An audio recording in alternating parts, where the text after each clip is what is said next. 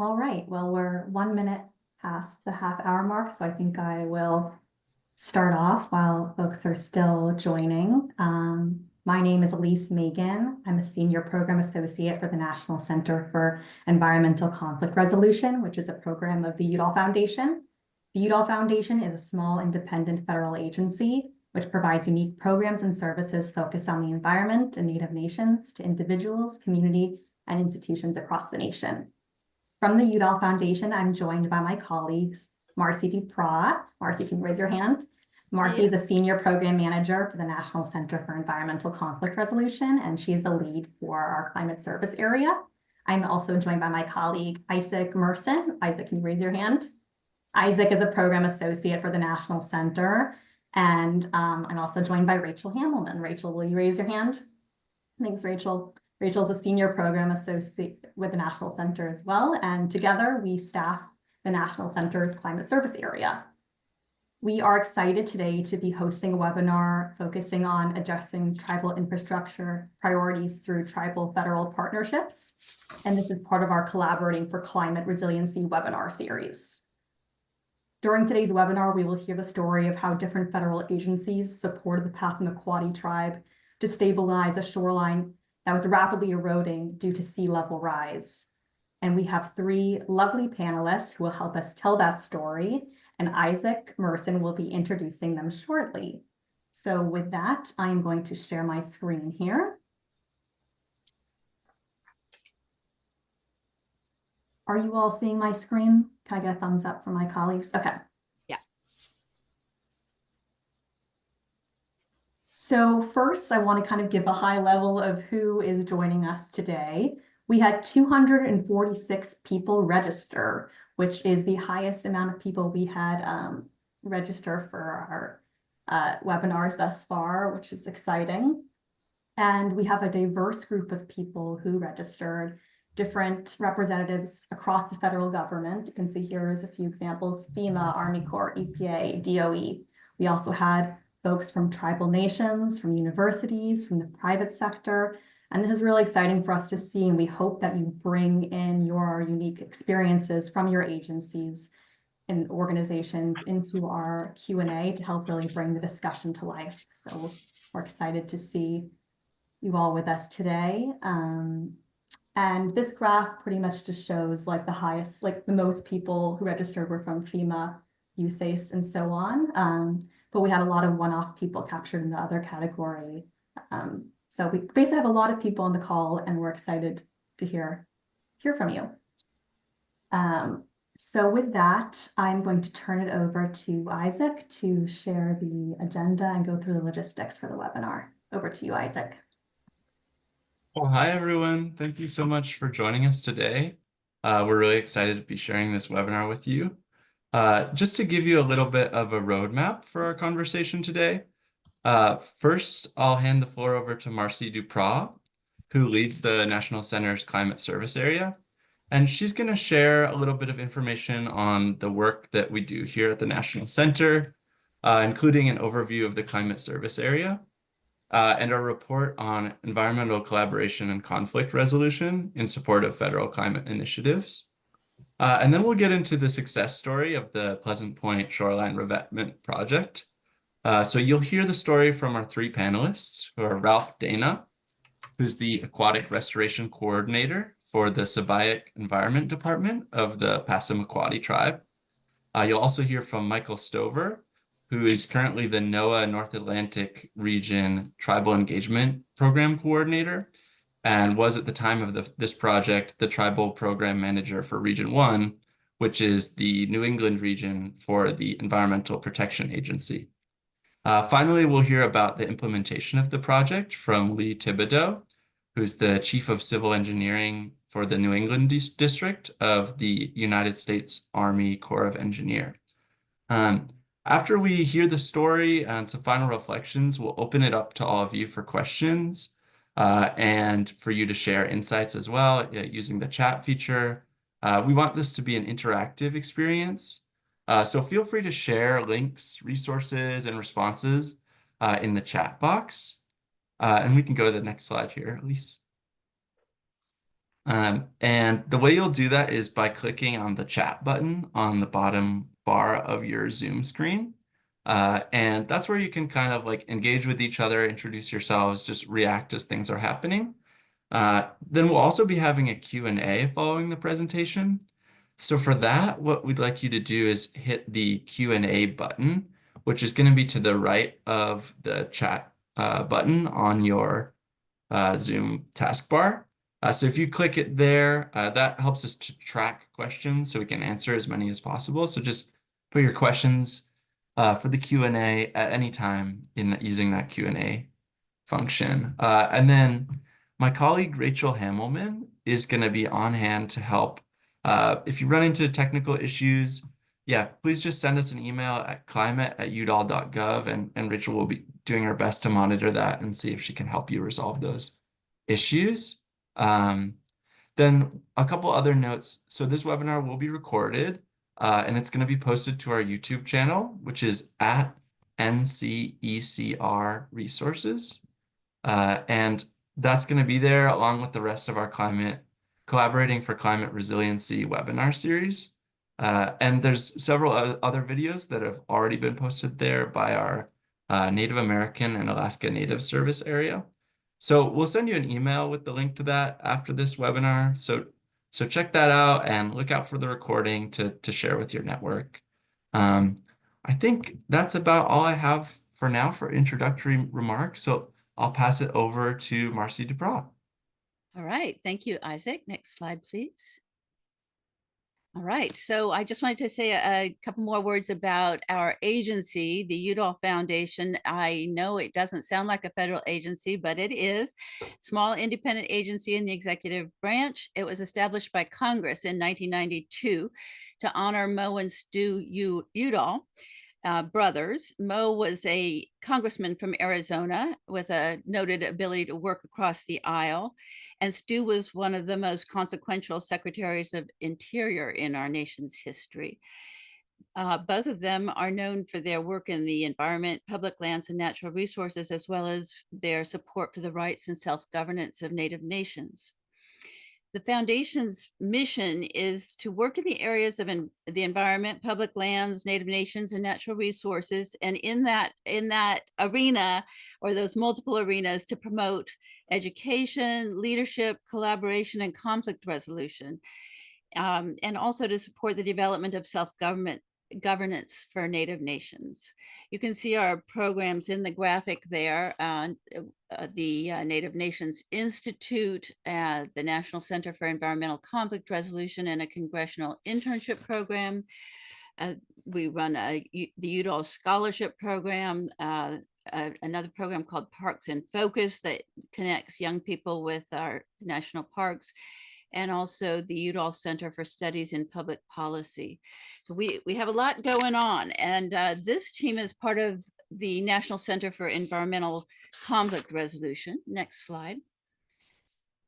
And this program is focused on helping federal agencies and those who are affected by the work of federal agencies to address environmental disputes, conflicts, challenges, including helping them build internal capacity to address those obstacles through collaborative means. It's a unique program. It's focused on helping with environmental conflict resolution across the federal government.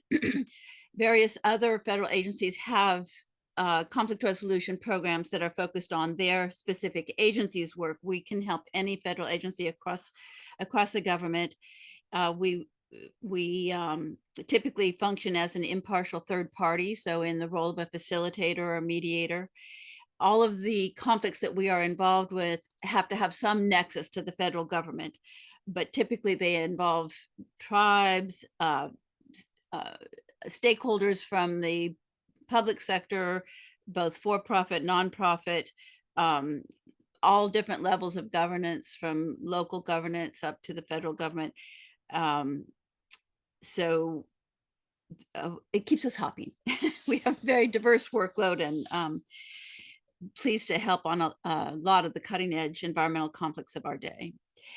You may hear us referred to as U.S. Center for Environmental Conflict Resolution. That was our earlier name. We're now called the National Center for Environmental Conflict Resolution.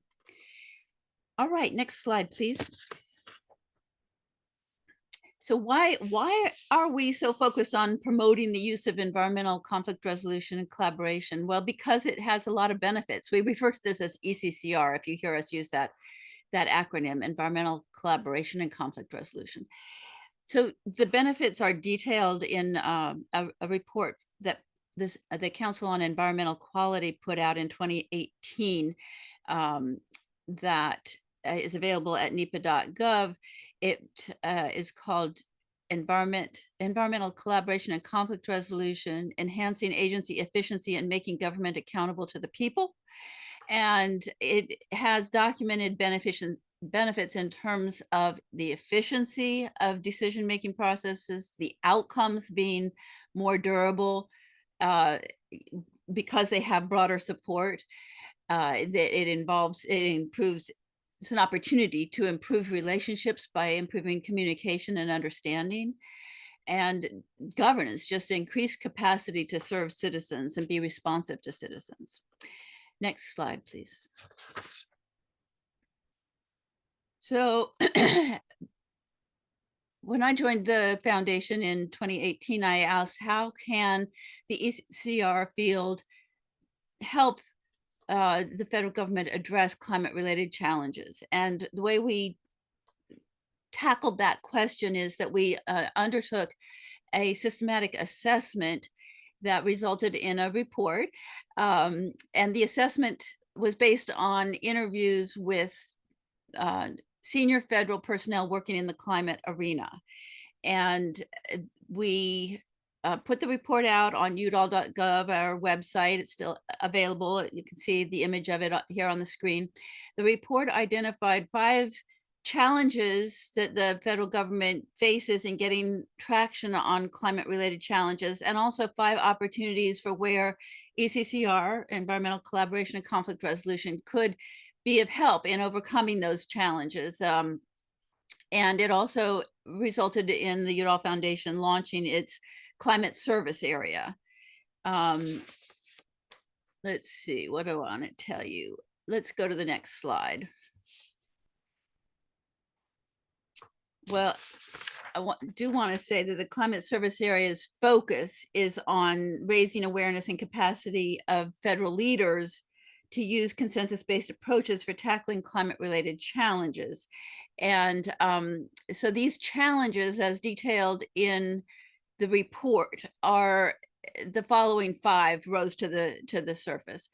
The first one is changing administration priorities and funding commitments. And we did the 22 interviews that were the heart of the assessment at the end of the first Trump administration, and just as the Biden administration was coming in.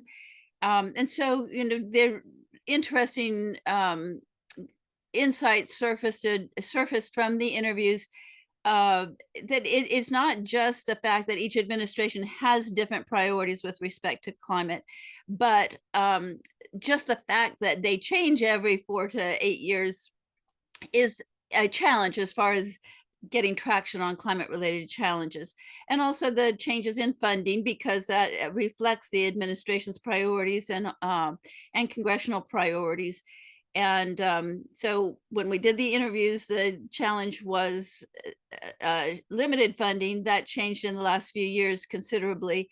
I would acknowledge that a new round of changes are likely under the incoming Trump administration. But the point being is that just the fact that it changes every 4 to 8 years is a challenge. 2 related points that our interviewees made was that the funding needed for making meaningful changes in terms of our climate change challenges is of such a large magnitude that it has to come from both the public and the private sector. And also that it's tough for under-resourced communities to access grants, even when they are available, because it's a challenge to locate the grant opportunities, to apply for them, to secure them. The second challenge or obstacle that was identified was workforce development. And the interviewee's point was, the need for intensifying work on climate-related challenges.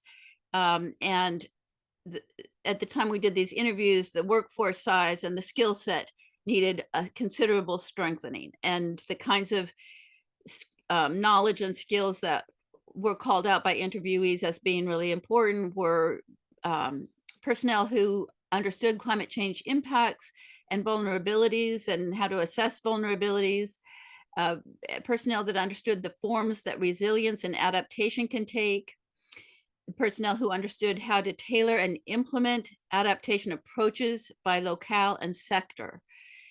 Okay, third challenge, interagency coordination and collaboration.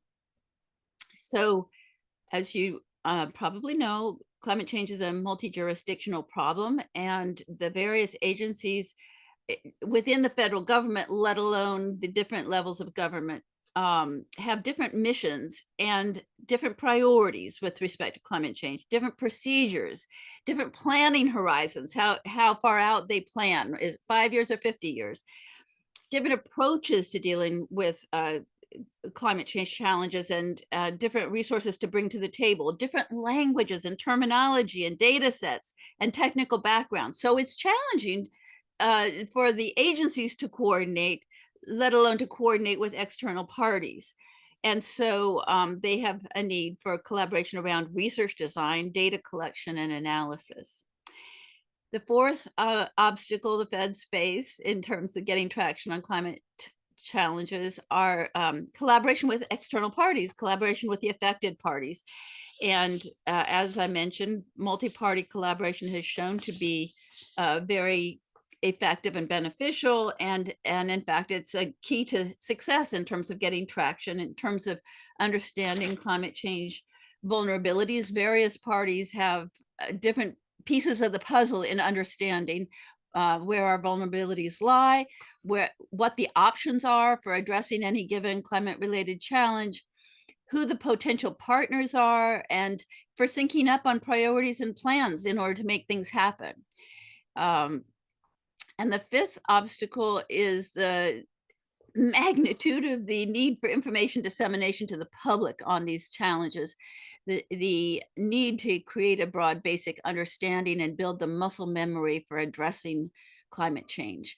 And so making the public aware of existing information and resources and tailoring the data that is available for local and regional application. A limiting factor at the time we did the interviews was the staff and the networks to disseminate information at scale. Next slide, please. So the report also identified 5 areas where expanded use of environmental collaboration and conflict resolution could help overcome those obstacles. The first one on this list is facilitating and mediating interagency collaboration. And I mentioned how many challenges the agencies, even within the federal government, face in terms of speaking the same language, using the same terminology, having the same, having different planning horizons and so on. So just bringing the federal agencies together to coordinate and sync up is one area where facilitation mediation could be beneficial. In terms of facilitating joint learning, supporting the agencies in sharing best management practices, and planning broader engagement with the affected parties. The second opportunity we saw or heard about from the interviewees was the designing, facilitating, and mediating a collaborative multi-party dialogue. This is like the heart and soul of what facilitators and mediators do. They help assess a situation and determine if a collaborative approach is going to make sense in this situation, because we don't say it makes sense in all situations. Help plan a collaborative process where it does make sense, and then facilitate the consensus building to find broad agreement on how to address a shared challenge. The third opportunity for broader use of environmental collaboration and conflict resolution is particularly pertinent today, because it's the area of tribal engagement, and our interviewees underscored the fact that Native nations are critical partners to many federal climate initiatives, and assistance is valued in terms of helping federal personnel engage tribes as sovereign entities that they are, and understand the distinctions between government to government consultation, which is a right of tribes to request and engage in with federal agencies, and collaborative engagement, which is a different process, but also valuable in many situations. Facilitators and mediators also have proven helpful in helping federal agencies and conveners use culturally responsive forms of engagement and plan for multiple ways of knowing in a collaborative process. And also just generally helping the participants hear each other across cultural differences. The fourth obstacle that our report identified was opportunity, for expanded use of environmental collaboration was around independent science and joint fact finding. And here I want to make the point that the science itself can be contentious and complex. The science needed to address climate change related challenges. And so third parties, by a term we use to refer to facilitators and mediators, can help the affected parties frame shared questions and identify sources of expertise to get those questions answered that are credible to all the affected parties, so that they don't have a battle of the experts if they don't need to. And also help the parties frame up their scientific inquiries in a way that the answers will help all those involved, be useful to all those involved. And then also jointly synthesize the data that's collected and identify gaps that need further investigation. Oftentimes that involves working with independent science panels or agreed upon outside consultants, sometimes an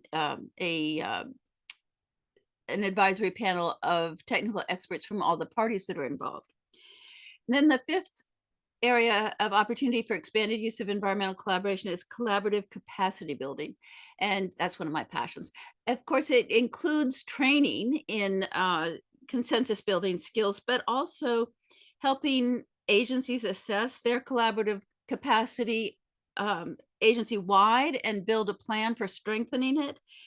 And also designing conflict management systems when you have a stream of similar disputes or conflicts, maybe around sea level rise. How do you deal with these conflicts? Or relocation because of sea level rise. These are streams of conflicts that have similar characteristics, and an agency may want to develop a system for handling that stream of similar conflicts in a constructive manner. So those were the highlights from the report. Next slide, please, that I wanted to share with you. And as I had mentioned, the climate service area that we developed, that Udall Foundation established as a result of this assessment, focuses on raising awareness and capacity of federal leaders to use consensus-based approaches for tackling climate-related challenges, to help them understand when it's appropriate and how to get started and where do you find help, and all of those angles on the use of these processes. One of the things that we do is we document success stories in the use of consensus-based approaches, and we have published them online at udall.gov. And also we present these success stories in webinars such as this one to get the word out and help cultivate hope, optimism, inspiration for using these tools to get things done. So that's what we're doing today. And we're going to turn now to our panelists. And I'd like to ask my colleague, Elise Megan, to go ahead and introduce our first panelist. So over to you, Elise. Next slide. Thank you, Marcy. So we are now excited to turn the floor over to our three esteemed panelists. Each speaker will speak.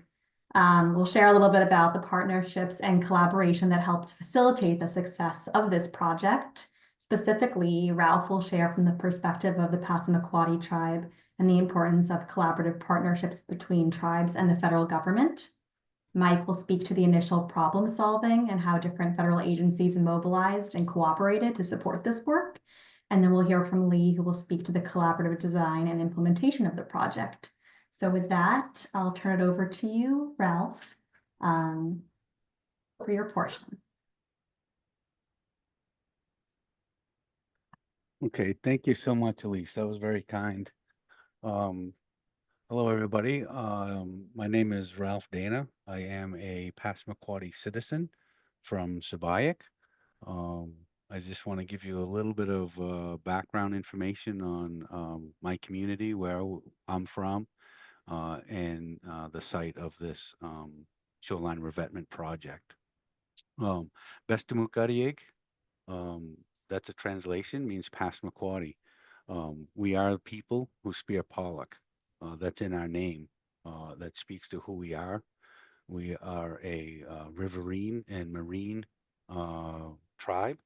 Our community, we have 3 separate communities, but it is one tribe. There's 2 on this side of the Scoodic River. And there's another community on the other side of the Scoodic River, which would be what's now known as Southwest New Brunswick.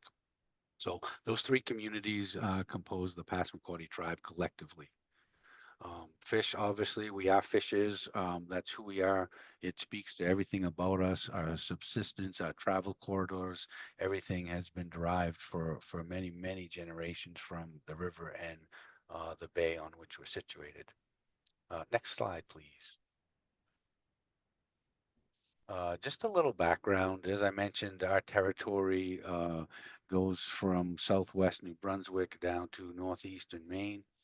If you see this slide here, the tan-colored area would be a rough approximation of our traditional ancestral homeland that we've occupied. That was depicted in a speech from Lewis Mitchell to the Maine State Legislature in 1887, I believe it was. And he defined that as going up to New Brunswick in the LaPro River, going south down to the Narragansett River at least, and north to the headwaters of the Scoodic River watershed. So the blue section in between the tan is the Scoodic River watershed, and that black line is the now recognized international boundary. And as you can see, it's unique for us. We are right down on the coast, but our territory is also divided by international boundary and also the boundary between Maine and New Brunswick. And that poses some unique challenges as well. So next slide, please. So I am from Sabayak, and that a loose translation to that is on the edge. And as you can see in this photo, the community of Sabayak is center right a bit. And if you look north, east, and west, that goes around some islands, around Moose Island. That opens up into Copscook Bay. And just outside of that frame, just to the top of that frame, you'd get into open ocean. The only thing standing between you and Europe would be Nova Scotia. And if you went around the southern end of that, it's a straight shot across the ocean. And that is, we've always been on the edge. There's causeways here. If you look to the left, a little bit of the community area, those straight roadways, those were never there. Those were dams built in 1930s as part of a tidal power project. It went to an island. It went from that island onto another island into what is now known as the city of Eastport. So prior to those being built, we certainly were on the edge. And just for reference, if you see down in the lower, about 6 o'clock position of the photo, there's a large square structure. It stands out right along the shore. That is the current wastewater treatment facility. And that was a crucial point of consideration for this project. So as you can see, there's residences, there's infrastructure, homes, administration buildings, road infrastructure, literally right on the edge of the Atlantic Ocean, essentially. So next slide, please. I just wanted to share this a little firsthand personal perspective. Both my parents were from Sabayeg. They were both fluent Passamaquoddy speakers. And when they got into the stage of their life when they were raising children and wanted something more, they ended up moving away from our community. I have 6 older sisters. I'm the youngest, and I kind of tease them a little bit because I'm the only one that, when my parents moved home, grew up here in our community entirely. They grew up in Massachusetts, a lot of them. They were educated elsewhere in middle schools. But what happened was my parents moved away. They made their lives. They both retired from successful careers, and they decided to move home. And me being the youngest, they moved home when I was only 5. So I have memories of playing on this beach my entire life. That photo on the right looks out towards New Brunswick. That little treed island we refer to as Second Island. Beyond that is St. Andrews, New Brunswick. So that's just a testament to, how close we are. We're on the edge of the water. Now, the photo on the left is a zoomed in. I zoomed in a little bit more, and I wanted to point out that rock that stands out by itself, just almost straight up from the posts in the water. When I was a child growing up on this beach, that rock was in the bank. That rock did not roll, it did not tumble out. It stayed stationary. It's in that same position. And I know that because right after I took these photos, I felt like a kid. So I climbed back up on that rock last week, and it's still orientated in the same way. It didn't tumble. It's the same rock. It hasn't moved. What has moved is the shoreline. So I wanted to share that photo in my lifetime, growing up on this beach, living there. That's the difference. That rock was into the bank. It was just exposed.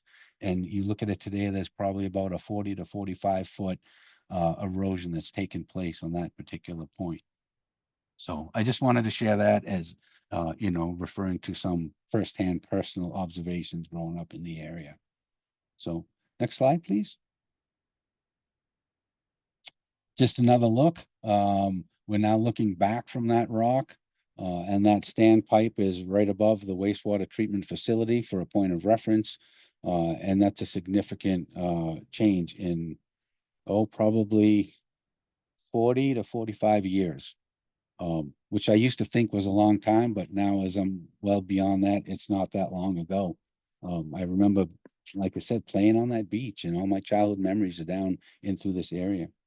So, and then on the right-hand side, that photo, it might be hard to see, but you can probably see the part of the wastewater treatment facility, the community, the residences behind it, and going along the shoreline from there.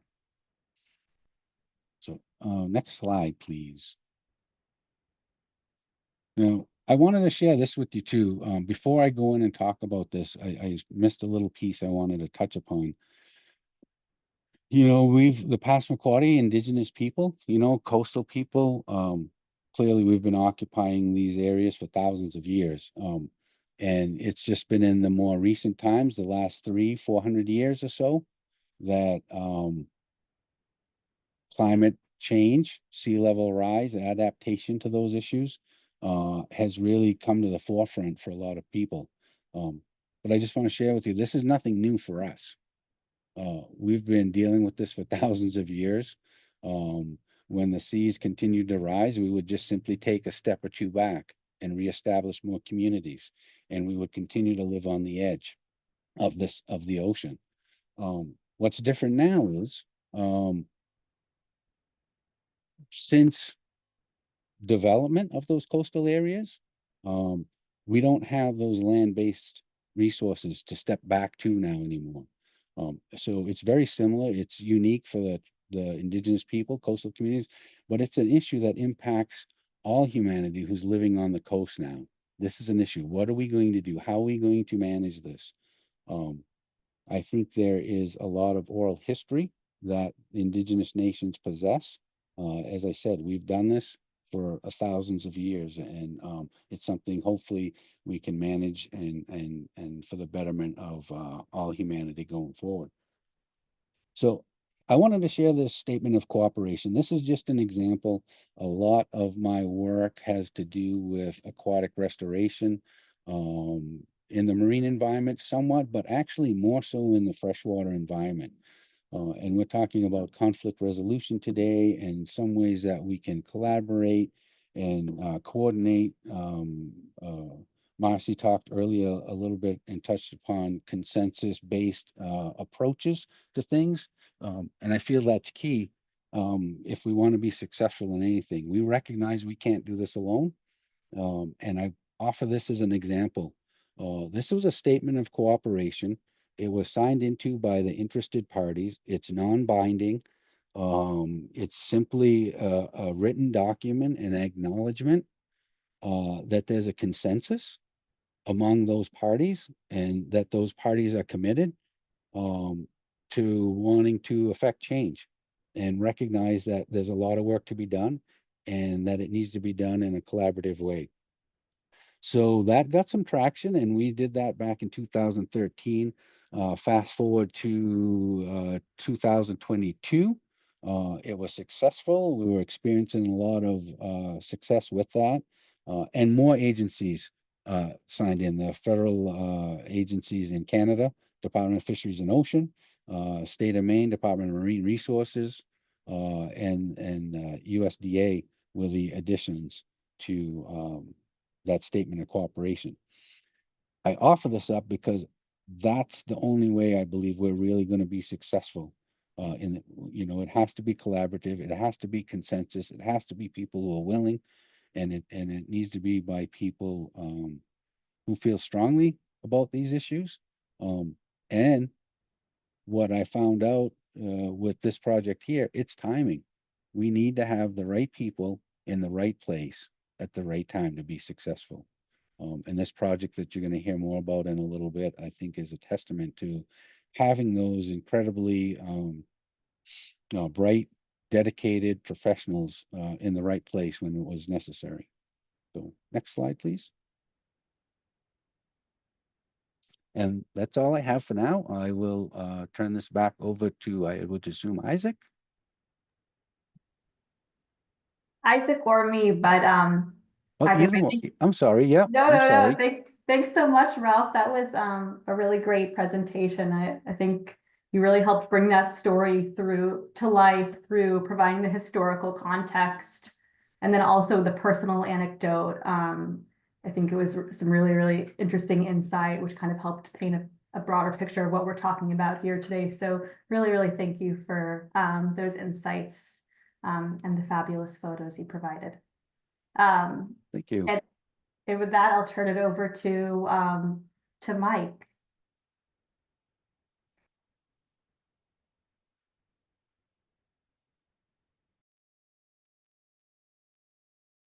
Oh, oops, sorry, I think you might be on mute. I am so sorry.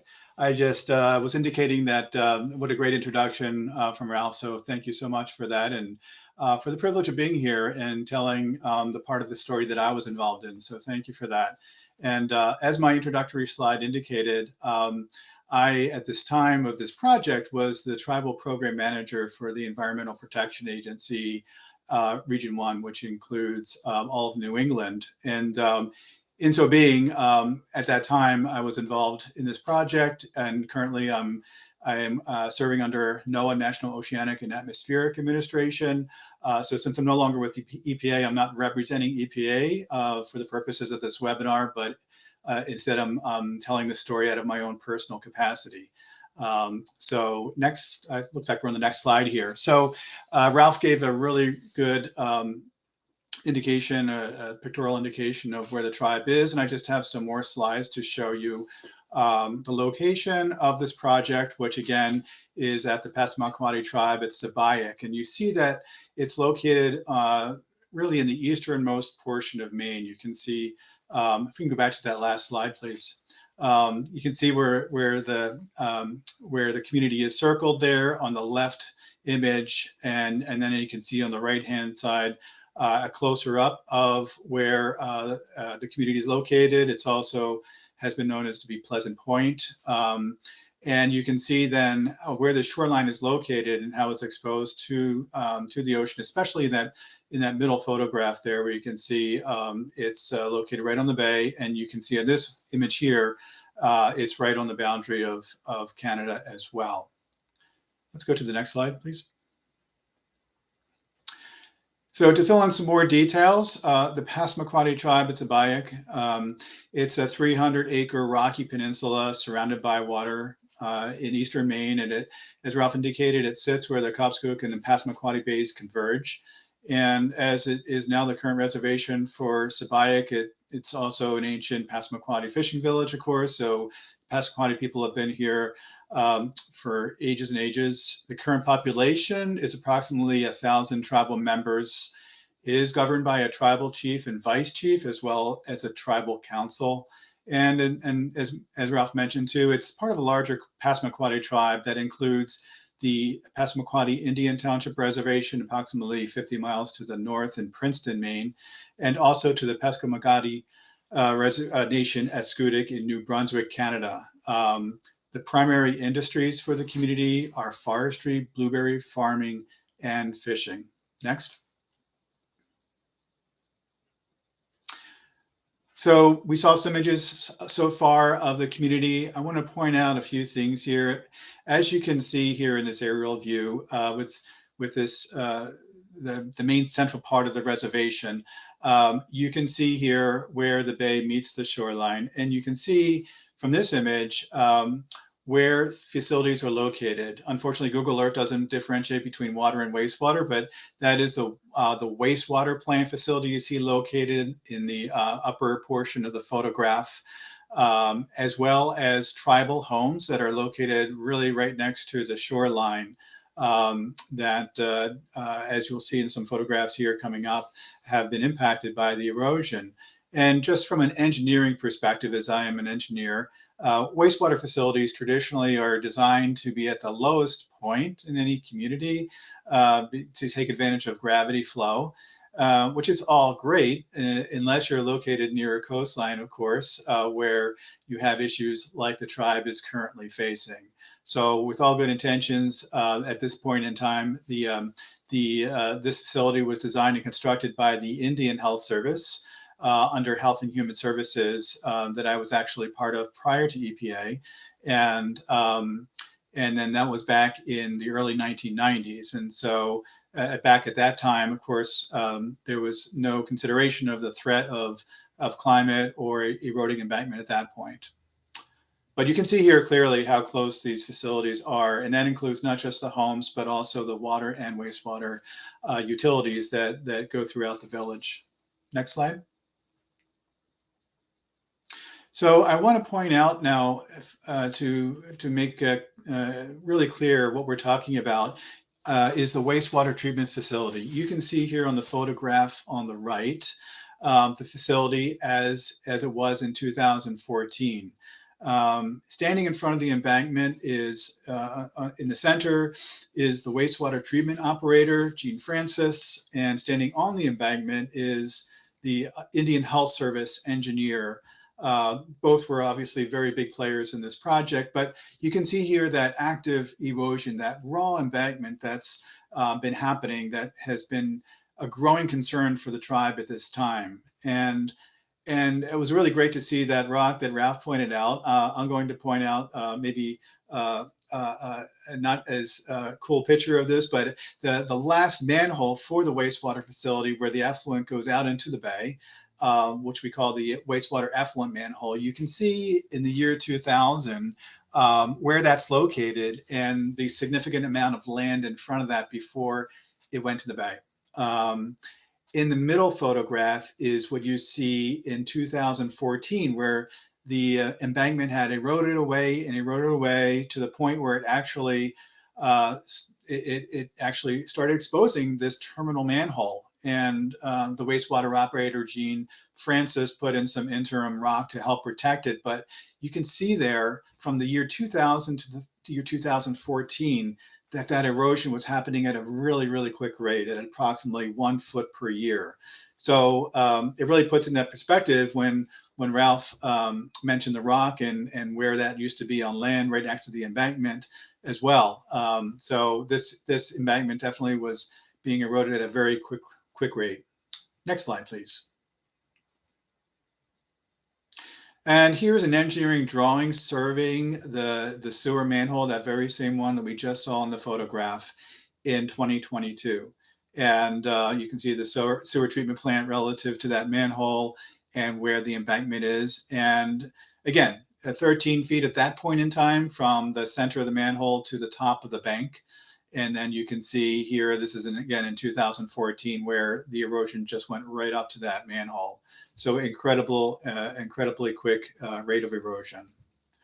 Next slide.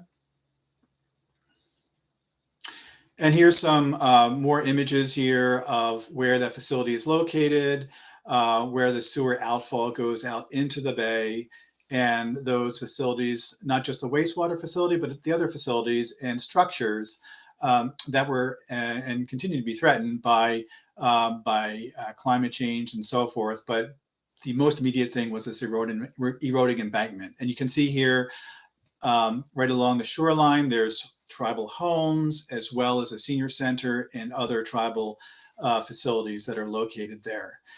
Now, on the photo on the right, you can see here how this embankment has, eroding embankment has been encroaching on the tribal homes. Looking at that home where the arrow is pointing, it's literally right in their backyard.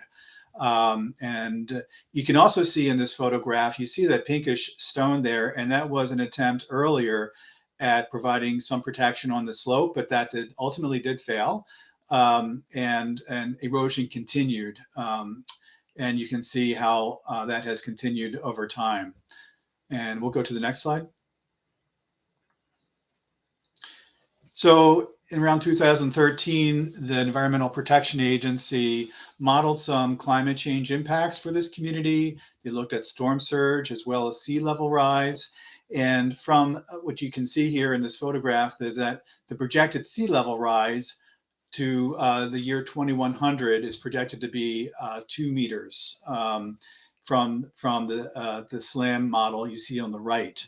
And so there's definitely growing concern just from climate change alone. This is not from necessarily the eroding embankment, but from climate change alone, sea level rise and storm surge. The concern that certainly is demonstrated in these models and reports that EPA had published. Next slide. So this came to a point where the tribe was obviously getting very concerned around this impact and realized that this is something which they really wanted to figure out how to solve, and how to solve in partnership with others. This came to a point when in 2014, at that time, the newly appointed EPA Region 1 Deputy Administrator, Deb Zaro, toured all the reservations, including Subiac. And at that point, you can see here, she is in the photograph along with the outgoing chief, Clayton Cleaves, and the incoming chief, Fred Moore, discussing the story here. And she asked the tribal leadership, what are your priorities, and how can we partner together? And so immediately the tribal leaders brought her right down to the shoreline, and myself at the time, and said, this is really our top priority. This is the biggest threat happening to our community here. And how can we partner together to do this? Because the tribe realized this is something bigger than what any one entity really could do. So, and that was in 2014, and due to Deb's leadership and the convening authority of the Environmental Protection Agency, she stood behind a commitment to say, hey, what we can do is we might not have much funding for this effort, but we have convening authority, and we can convene federal partners together, bring them to the table along with the tribe, and help find solutions for this. And in this, there was 2 major focus areas. First is the immediate issue of the shoreline revetment, the stopping of this erosion, but also the infrastructure vulnerability and climate readiness. Even with a shoreline that is no longer being eroded away, there's still the threat of sea level rise and storm surge that that had the potential to impact the facilities. Next.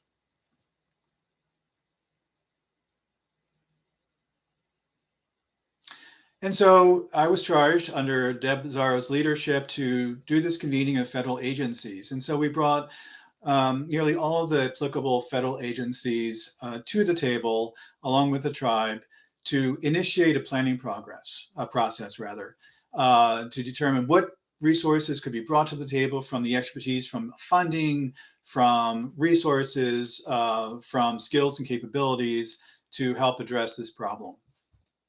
And at the end of the day, it was over a course of a couple of years of planning and meeting.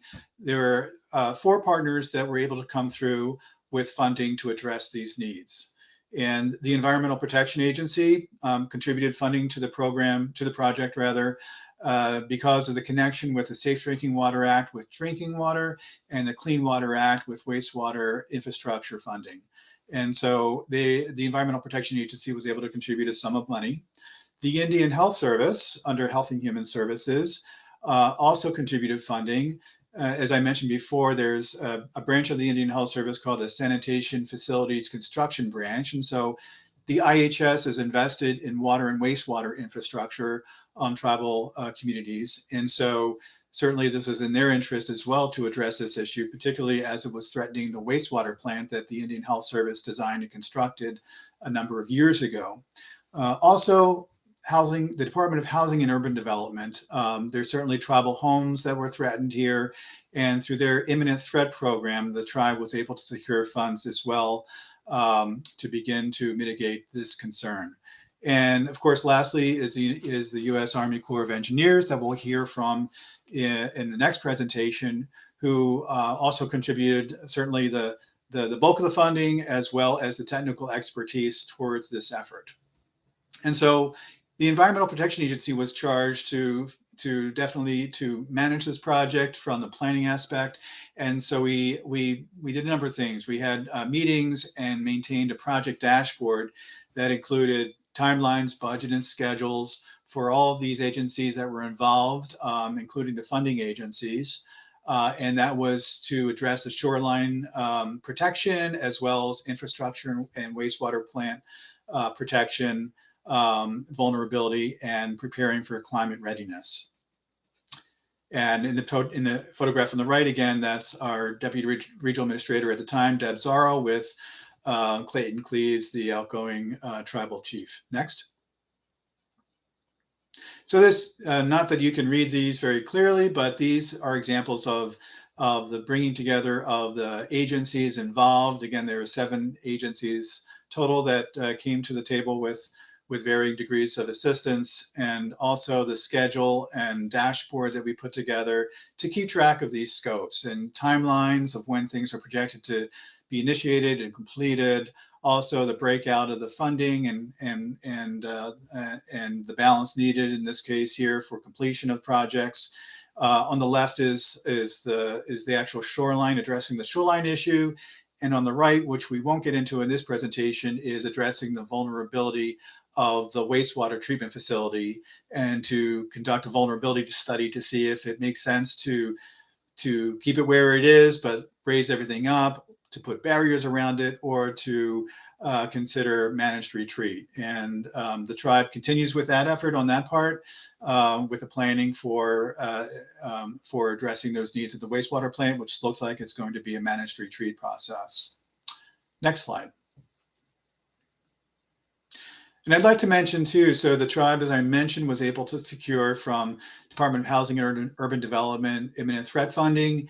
And since the wastewater plant was the greatest facility that was impacted by this erosion, as you saw from the previous photograph, the tribe decided to immediately go ahead and try to protect that area and put an immediate halt to that erosive area.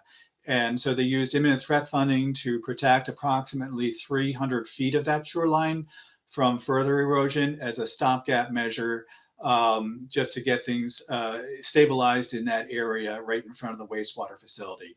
And Army Corps of Engineers will talk about the next phase that will will address this area as well as further to the north in their presentation. So next slide. So this planning process went on for a number of years until it was at the point really where the Army Corps of Engineers was able to essentially take over the planning, study and planning and design for the revetment with the assistance of the funding that was provided by the other agencies for matching funds and support funds. But the bulk of the funding was provided by the Army Corps of Engineers. So you see here the colonel at the time, Colonel Barron from the New England District, as well as his staff, the current chief at that time, Fred Moore, in the center photograph, as well as staff from EPA present in this joint visit to the site. So at this point, EPA took more of a backseat in terms of managing the project, since this was now going to be fully in the hands of Army Corps to take and begin the planning and design and construction of the revetment itself. And so this is my last slide, and now we'll go on to the next presenter, Lee Thibodeau. Thank you so much, Mike. It was interesting to hear more about the context for this project and also how key players were brought together to really implement this project and fund this project and make it possible. So thanks for highlighting that collaboration. Yeah, so over to you, Lee, to walk us through the design and implementation phase. Great. Thank you, Elise. Can everybody hear me okay? Yes. Great. So kind of building off of where Ralph kind of ended his slide deck with the discussion of, the importance of the collaboration among the various federal agencies to the table was extremely important. And, USACE was kind of the last to the party here, if you will. We were engaged to forge through our feasibility process to determine what the best, most cost-effective fix for this problem was, and then into final design and eventually construction. So it was clear early on in our involvement the importance of continuing to forge the partnership with the tribe and the other federal agencies to build the trust and showing that we were here to fix this problem.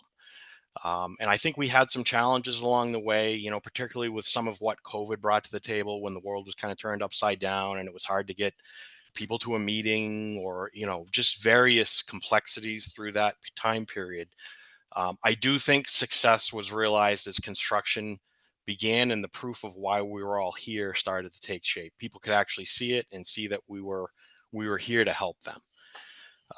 So this first slide, it kind of gives everybody an idea of the federal portion of this work versus the state portion. So to the photo to the right, you can see the portion that is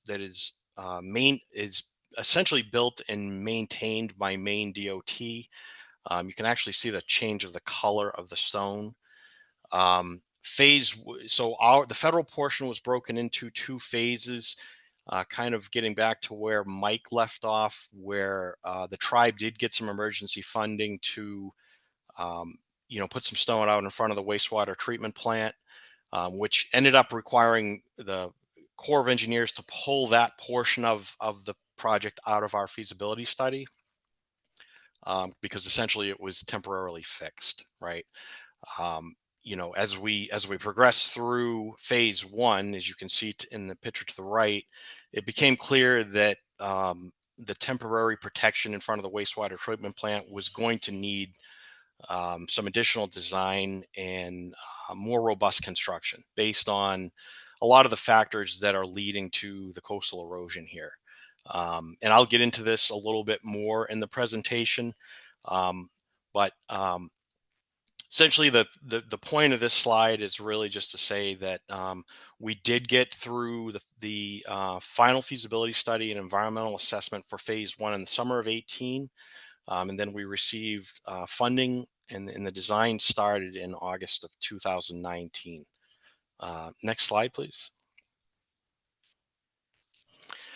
So we had, as Mike and Ralph had mentioned before, that the tribe is pretty well developed. There's a lot of houses and structures right along the edge of the top of the bluff. So that we were kind of limited in what we could do here as far as how to protect this. It wasn't like we could raise all of the land above some of these higher water events and wave events. So essentially, and then the other challenge here is that, and I don't know if you noticed in some of the photos, but the mean tide range in this location of Maine is 18 feet between mean high and mean low tide. And it's kind of funny. I mean, if you go out there at low tide and you see where the water is, you almost scratch your head saying, "Well, how could water ever be a problem here? It's so far away from the edge of the shore that it's almost unbelievable that it would come up this high." Um, so and the other thing to note is that the wave energy here really isn't the North Atlantic swell, because we are kind of in Passamaquoddy Bay, outside of a lot of just ocean energy. So essentially what we had here was wind-driven waves, and the chosen design wave was the longest fetch across Passamaquoddy Bay, as shown in the right photo. The water levels chosen for design were somewhat conservative because we wanted to include some kind of sea level rise into this design. So essentially, we chose a 75-year storm event for design of this revetment, which included roughly a 1.5 feet of sea level rise through the 50-year design period. And then there's just a note there that over those 50 years, USACE projections in this location range from 0.6 to 2.9 feet. So, 1.5 feet was a little on the upper side of that range. Next slide, please. So a revetment, what is a revetment and why was it chosen for protection of this coastline? So through the feasibility study process, USACE looks at several different alternatives to see what would be the most cost-effective solution for the problem. The revetment ended up being the most cost-effective in this situation, and for the most part, it always is. At least in New England, we have a lot of good granite, a lot of stone here. It's readily available. It's relatively cheap. And when it's constructed properly and designed properly, it's effective and robust protection. The top photo is nearing the completion of construction in 2021. You can see all the new stone revetment that was placed. The lower photo kind of shows what that cross section was. So there was a gravel layer. There was a thinner underlayer stone, which is smaller stone, which provides a good bedding for 2 courses of a larger armor stone.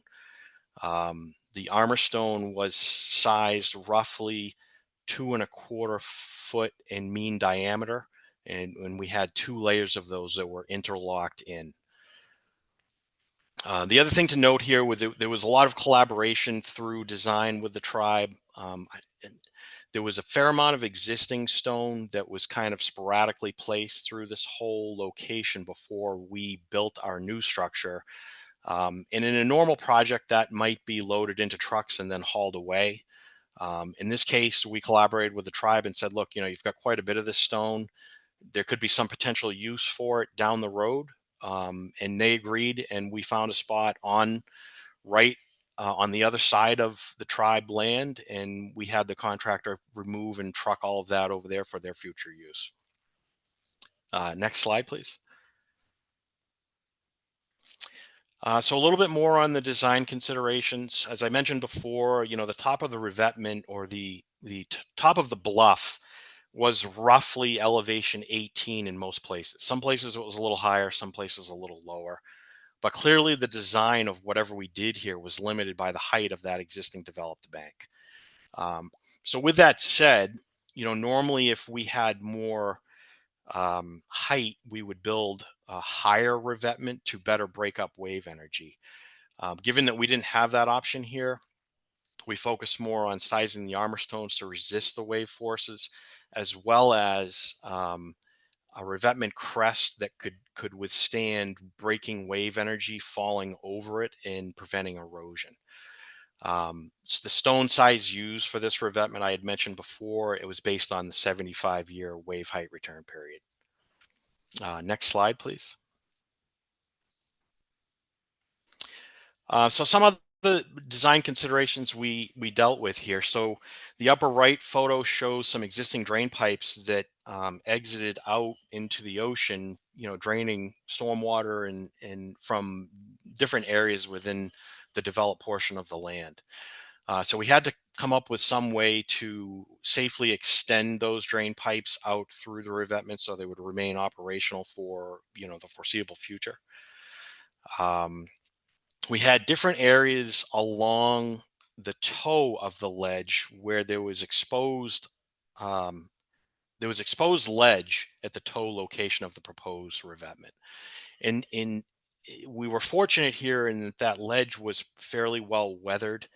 And what we required the contractor to do was hammer out a ledge trench that was wide enough to fit the full layer of the two armor stone layers into this cut trench. So essentially what it did was it keyed in the revetment to the ledge, so there was no way for any kind of a slope failure of the revetment sliding down.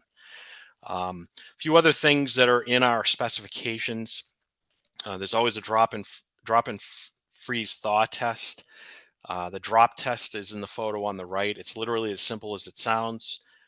We go to the different quarries where some of this armor stone is going to be mined from, and we literally pick the stone up and drop it, and several times. And if it's good resilient stone and it has no fissures or cracks in it and does not break, then it's acceptable. Very similar to the freeze thaw test, there's a whole process on that to make sure that the stone we place in that revetment doesn't have fissures or holes where water is going to go in and then freeze and then crack the rock. Next slide, please.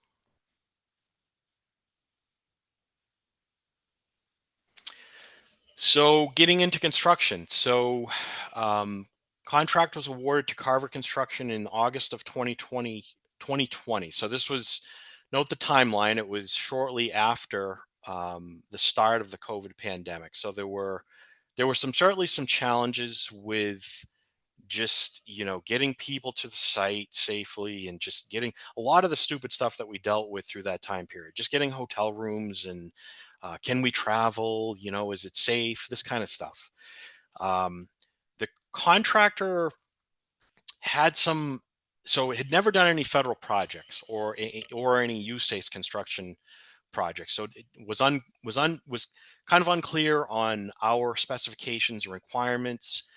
So there was a fair amount of coaching, trying to get the contractor. Obviously, we were only a success if the contractor built what we all wanted. So there was a lot of effort put into collaborating with our contractor, teaming, making sure that the contractor understood what was going on. Photo on the top right shows basically the three layers. You can see some of the smaller gravel underneath to the far right, and then you've got an underlayer stone layer and then an armor stone layer on top of all of that. There was a specification requirement that required the contractor to build a 50-foot test section. And essentially what we would do is we would go up and review it with the contractor, look at all the stone, look at how the work was done to make sure that it was conforming with our specifications, particularly our interlock specifications, to make sure all of those stones were touching all adjacent stones. Because essentially the entire structure will act as one if all of those stones are properly touching each other. Contractor failed twice. And it was, those are difficult conversations, right? I mean, the contractors put a lot of work into it. We started to get into winter, and, he finally caught me aside on one of my trips up there, and he said, look, he's like, you got to show me a picture of what you're looking for. He's like, I want to get this right. So we dug out some photos, we showed him exactly what we wanted. And then that first photo up on the top right was shortly after that conversation, and he finally started to get it. and we started to really move down the road together with a successful project. That last bullet item I had mentioned, there was certainly some, the extra coordination and coaching with the contractor was certainly made more difficult with the COVID-19 pandemic. I mean, we struggled through it that first winter. As we got into the next construction season, things started to loosen up a little bit. And as I mentioned, the contractor really started to get their feet under them, and they were able to really build what we wanted. Lower right-hand photo is showing kind of the extensive excavation that was required for the toe of the revetment that was not keyed into the ledge. So that was challenging at times as well, just because of this is, keep in mind, that isn't a tidal zone. So as you know, they could only open up so much per day, get the stone in, and then get the excavator out of there before the tide came back in. So there was a lot of, sequencing of the work and working odd hours just to get this to get it constructed. Next slide, please.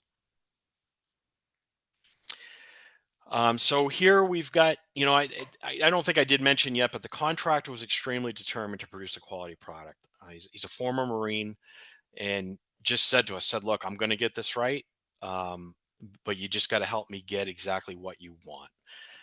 So we had some photos on the right there that showed excellent work. Both photos show great interlock, how every stone is touching each adjacent stone. And then the top photo shows some of the ledge, and then how that excavated ledge and how that revetment keyed into the ledge so it wouldn't slide.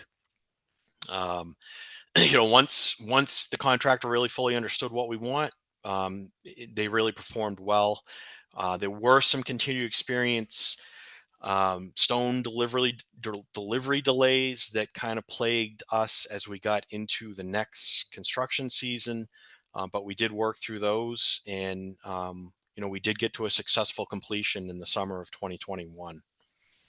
Next slide, please.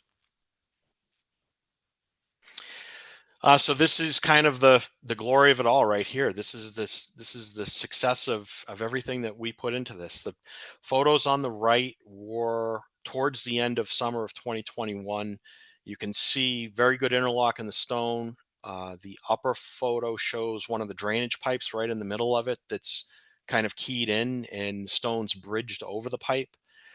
In the lower photo, you can see some of the topsoil in the back that had not yet been seeded at the very top back of the revetment.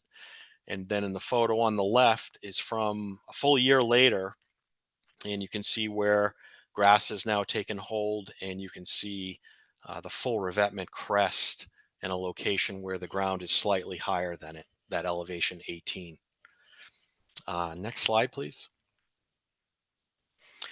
So the next step, so kind of circling back to the very beginning of this, where we talked about phase 2 and then the work in front of the wastewater treatment plant, you can see the temporary stone that, or the emergency stone that was placed. It was somewhat problematic. The rock wasn't very good quality. A lot of it was prone to breaking and cracking, not sized very well, not interlocked very well. So we are anticipating a federal interest determination approval this January. Beyond that, we will embark in a feasibility study with a decision document anticipated the summer of 2026, and then anticipating a construction contract award for this portion of new revetment in early 2028, with construction ongoing after that. I would hope from all the lessons learned and the relationships that we've built to date, I think design and construction would go much smoother and quicker this go around, particularly with this only being roughly 350 feet of protection in this portion of the project. Next slide.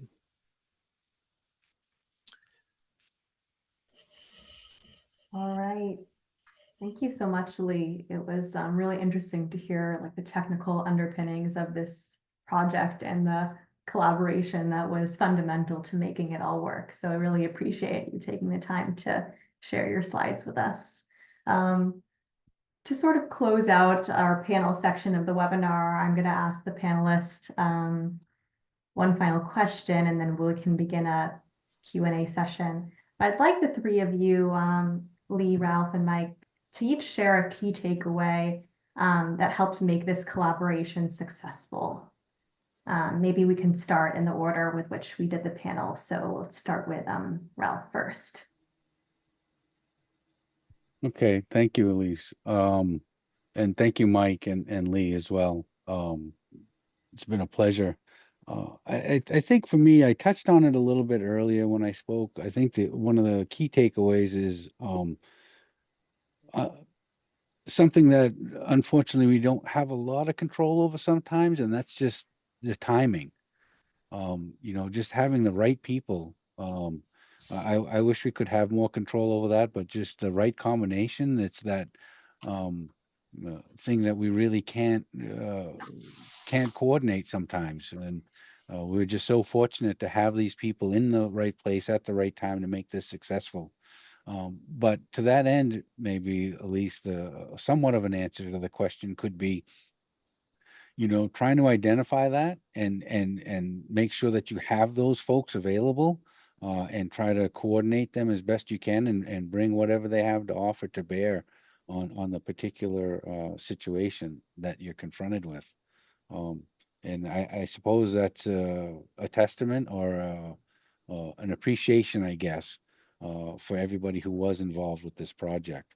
Not a great answer, but a takeaway would just be, you can't do these things alone, and you really have to lean on the folks around you, and that consensus of needing to all pitch in and do what's necessary. Thanks. Thanks, Ralph. I thought that was a very insightful answer, that it's important to have the right people with the right knowledge and kind of attitude for a collaborative process. So thanks for sharing that with us. Over to you, Mike. Sure, yeah. And I think I'm going to draw upon some of the words that Ralph used in that obviously when we started this project, it was not something which any one of the agencies really was able to go right in and fix, right? So it really took, the terminology we hear a lot nowadays is all of government approach. And I say that in this context, including the tribal government. It took all of us together as partners to collaborate together and figure out a solution for this. Not the tribe coming to the federal government and say, how can you help us? It was a partnership of collaboration, and we leaned heavily on the tribe for many things. I look to again, Gene Wayne, the operator for the wastewater facility, that provided such great insight and ideas around solutions. And also others that came in from the federal agencies to help. And I think the other aspect of this, which is really key, is having that leadership support from the get-go. So it took a leader from one agency to say yes, and to then use exercising this convening authority in order to make this happen and let it be a catalyst for action. So I think there's the element of leadership taking on that particular project and supporting it, backing it up, and also the collaborative nature of all the parties involved to come together, including the tribe. Thank you, Mike. Lee? Thanks, Elise. Yeah, I mean, I really agree with everything that Mike really just said. I mean, I look back over my career, and whenever you embark on a new project, there's always a learning curve in it, right? With just understanding who the stakeholders are, what the issues are, and then becomes the importance of building that good working relationship to move forward. And I think this project was a testament to and let's be honest, it's not always easy when you get a whole bunch of federal agencies together to come to the table and figure out who's doing what and then plot a path forward. And I think this is a testament that we really did that here. And I think it's hats off to everybody involved. I think we really proved that we defined the problem, we built the relationship, and we executed the work for the tribe, which is very important. Thank you, Lee.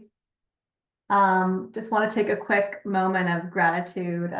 Ralph provided some of these photos and they're excellent, so we wanted to share them, but also just thank the panelists who put a lot of time into cultivating this webinar and sharing the success story from each of their really unique perspectives. They really took the written story and brought it to life in a really meaningful way. So we're really grateful for all the time that the three of you put into this. And with that, I will hand it over to Isaac. I think we have a few minutes for Q&A. Panelists for some really excellent presentations. And thanks for staying with us, folks, and being here today and taking the time to talk with us. So we're going to turn to the Q&A portion of our discussion today.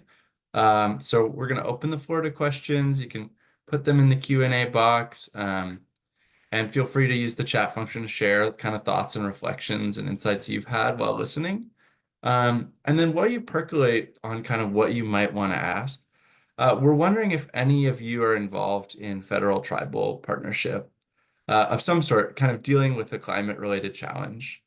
So if so, we'd love to hear about insights to share with others about what supports federal tribal collaboration, and then any questions you might have for the panelists on that topic. And then kind of while you think, I'm gonna open up a question to you, Mike, just about we had a question in the chat related to sort of how to kind of come correct for agencies when dealing with the tribe. So we're wondering what sort of preparation occurred at sort of the agency level that you saw in terms of preparing for these meetings with the tribe to be sure that they were kind of ready to have those conversations. Yeah, I can answer that by saying that I think what's really a key fundamental part of this kind of relationship, this collaboration is relationship. And that's a relationship with the tribal partners that's built upon trust. Without that, I don't think we could get the work done that we do. And I speak, from my perspective, having worked for 3 federal agencies, and hopefully I speak for the others as well. So that underpinning element of relationship and trust is really, really key for addressing really any issue, environmental or otherwise, for the tribe. And so when that's established, then it makes it so much more effective to bring partners together and the tribe at the same table, even playing field, where we're all collectively working on something together. We all get behind it. We all having that relationship, with the tribe really advances the effort because we don't have to start from scratch and build that up. So I would say for many, many instances, it's that relationship that's so key important. And that's a special relationship with certainly the Passamaquoddy Tribe, Sabayak, and other federally recognized tribes is that government to government relationship that we have, sovereign to sovereign relationship we have. And it's really on that basis that that we like to approach these and other types of collaborations. Well, thank you. And Ralph, I just wanted to give you the opportunity to respond if you have any thoughts on that and just sort of on how that trusting relationship has been built and how it sort of is contributing to future work. Yeah, thank you, Isaac. I agree with Mike's comments 100%. I think it is about relationships. The reality of it is there is a trust responsibility that exists between the federal government and the tribe. But as we all know, sometimes we don't necessarily fulfill our obligations, and not just on that level, but even on a personal basis between individuals. Very often we don't fulfill our obligations to each other. But I think what happens with the tribe and the federal government is I mentioned this before, it's so crucial, that relationship of trust that Mike talked about. The right people need to have those relationships and need to be in place at the crucial time. I think we're kidding ourselves if we just rely on the default. There's a trust relationship, therefore the federal government's going to do X and the tribe's going to do Y, and we carry on and everything's great. That's a pretty silly perspective, in my opinion. but so much can be done just below that. The people on the ground doing the work, the people making these relationships, establishing that trust, as Mike said, is so important. And that's where it can very often be extremely successful. And I like to think that's what happened here. It is based on those relationships. Not necessarily a mandate, and you know, that's why I put in that statement of cooperation. That's a sentiment that people are willing, they want to do the work, they know what's right, and they're willing to invest in it. There's no federal law or a guideline that drove those statements of cooperation. It's just people looking at each other, having the conversation, developing those relationships, and trusting one another that you know, collectively we're going to do something meaningful. Well, thank you so much for sharing. So we had another question that kind of goes to the idea of accountability and trust. So to answer it, I want to introduce Matt Tessier, who's on the line as well. He's chief of the design branch of engineering for the Army Corps of Engineers in the New England district. And he had answered this sort of in text via our Q&A, but the question, Matt, was whether there will be any follow-up review of this work in the future by the Army Corps. And just the idea that the community would probably like to know if, you know, like how the job will be managed and if it's going to stay in place. So with that, Matt, if I could turn it over to you to just kind of like speak to that. Sure. Thanks, Isaac. So the Corps, the Corps of Engineers, we typically have a lot of inspection during construction, and then we have a final kind of punch list, and then close out inspections of projects, and then we generally follow up periodically 5-ish years, maybe a little further, on kind of the stability of projects, checking kind of their long-term how they're aging, and dealing with especially our coastal projects, how they're dealing with storm events and things. And then, when any of our, non-federal partners, in this case, the tribe, reach out and are having any issues with projects that the Corps constructs, we, always follow up and would have inspection associated with.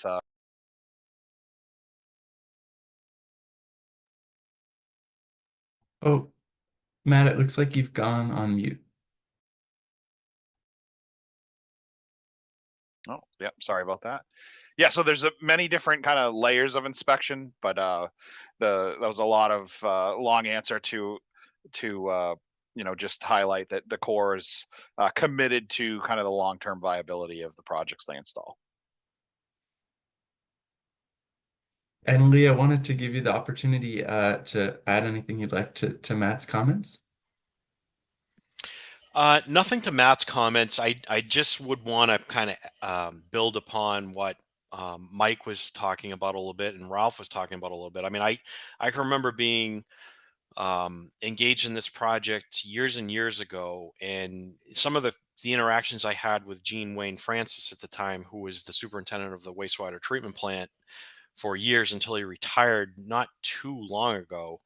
When you talk about, the valuable players at the table, he was clearly committed. He was a wealth of knowledge.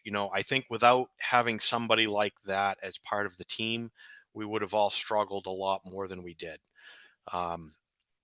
He was somebody that, for instance, we'd be looking at something technically, or we needed the history on something or the why or whatever, and he would always have an answer for us. So, it was that collaboration ended up really helping us push this along. And like I said, I think without that, it would have been a struggle. Well, thank you, Lee. And thanks everyone for coming today. With that, I'm going to pass it over to Elise to kind of close this out. Thank you, Isaac. Yeah, we just want to take a moment, our last minute here, to thank, again, the panelists and our resource folks for helping this webinar come to life, and thank all the audience members for their engaging chat and questions. We will post the recording of this on our YouTube so people can share it with their networks. And this was great spending the afternoon with you all. Thanks for your time. Take care. Bye-bye.